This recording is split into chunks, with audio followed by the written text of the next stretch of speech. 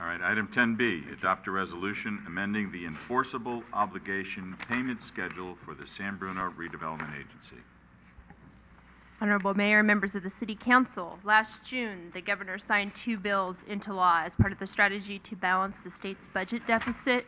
ABX 126 was a dissolution bill that voted to dissolve redevelopment agencies unless they prescribe to an alternate form of redevelopment, pay-to-play form of redevelopment outlined under ABX 127. In July 2011, the California Redevelopment Agency and League of California Cities requested the California Supreme Court to declare AB 26 and 27 unconstitutional due to the fact that they were in violation of Proposition 22. The court responded by issuing a stay on the implementation of all provisions of AB 27 and most provisions of AB 26. However, one of the provisions of AB 26 that did remain in effect during the stay was the requirement of all redevelopment agencies to adopt an enforceable obligation payment schedule, which is also referred to as the EOPS, for the time frame of August through December 2011. And the San Bruno Redevelopment Agency did adopt the EOPS, that initial EOPS, on September 13th. The passage of AB 26 and the subsequent stay issued by the California Supreme Court also restricted redevelopment agencies from entering into any new contracts and making any payments that were not listed on the EOPS schedule.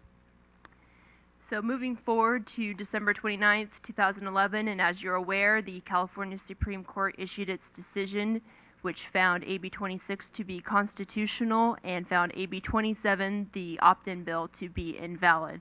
As a result of that decision, redevelopment agencies will be dissolved effective February 1st, 2012, which is a 4-month delay from the initial date of October 1st as outlined in AB 26.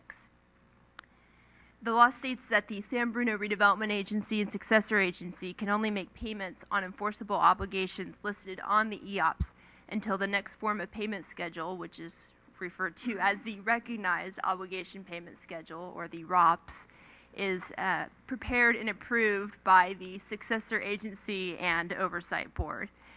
So so the EOPS is a form of the payment schedule that is adopted by the redevelopment agency, and the ROPS, the Recognized Obligation Payment Schedule, will be adopted by the successor agency. It will be brought forth probably at the second meeting in February, and that will basically outline, it will be very similar to the EOPS, but it will outline the payments to be repaid by the successor agency, and then it will be subsequently reviewed by the oversight board for final authorization. So given the possibility that that final version of the ROPS may not be approved until mid to late May, it's recommended that the redevelopment agency amend the existing EOPS for the time frame of January 1st through June 30th, 2012. The obligations listed on the amended EOPS presented for your consideration tonight have all been previously considered by the City Council either through the budget process or separate council action, with the exception of one item that I'd like to call to your attention. Line items 1 and 2 on the EOPS recommends repayment of the outstanding $2.9 million of city advances to the redevelopment agency over the next 6 months. I'd like to call that to your attention because this is a policy issue in that the City Council has not previously discussed repayment terms of those advances. However, we are recommending that these advances be programmed into the amended EOPS in order to basically demonstrate that the city is anxious and would like to see the timely repayment of these advances. Just a side note, we can begin the repayment of these advances. However, all this will be subject to approval by the oversight board in coming months. The result of this repayment of the advances also has an impact on the city's general fund as a result of a lower interest payment received by the general fund. If you're just to remind you that the city currently charges interest on those advances, and so the general fund receives about $173,000 annually in the form of an interest payment. So the repayment of those advances would result in the elimination of that interest payment, and if it were paid over the next 6 months, that would be about $50,000 for this year and then $173,000 in subsequent years. So that concludes the presentation on the amended EOPS tonight. I just want to call to your attention that this will be likely the last action item for the San Bruno Redevelopment Agency, unless there's any last-minute legislation that passes extending that time frame. Just very quickly, some next steps that you guys should be aware of. I mean, basically, as the law currently stands, redevelopment agencies will be dissolved effective next Wednesday, February 1st. At that time, the city is required to essentially transfer all redevelopment agency assets and housing assets to a separate trust account that we will set up next week, and those assets will be held by the successor agency, but they will be shown separate from city funds.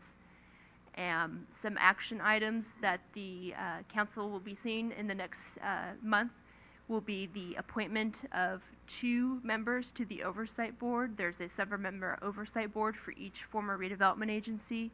The mayor has the appointment of 2, one representing himself, and one which should be an appointment of a former employee of the redevelopment agency.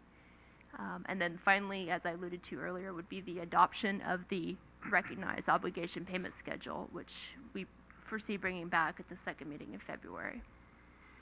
So, Any questions? Questions? Through the chair, more on the last comment you just made on the oversight board. Are we going to get some more information coming back as far as the duties, their powers, their obligations, their composition, so that we here as on the council, I know you alluded to the one particular appointment, but obviously there's others that sit on there. So would that also come back at that point so that we would have a clear direction and understanding of that? Yes, this will come back as an item at a separate meeting, just so that you're aware. The 7 members of the board, 2 of which are appointed by the mayor. 2 members come from the county board of supervisors. One comes from the county superintendent of education. One is an appointee of the chancellor of the California Community College District. And one other member is the largest, basically an appointee of the largest special district taxing entity in the county. So those are the other members that will be appointed to this oversight board. And will we also have With the other detailed information as far as, thank you for the composition of them, Yes. duties, responsibilities, and, okay, thank you. Any other questions? Action? I'll introduce the resolution for adoption. Board Member O'Connell. Aye. Board Member Medina. Aye. Board Member Salazar. Aye. Vice Chair Ibarra. Aye. Chair Ruang. Aye.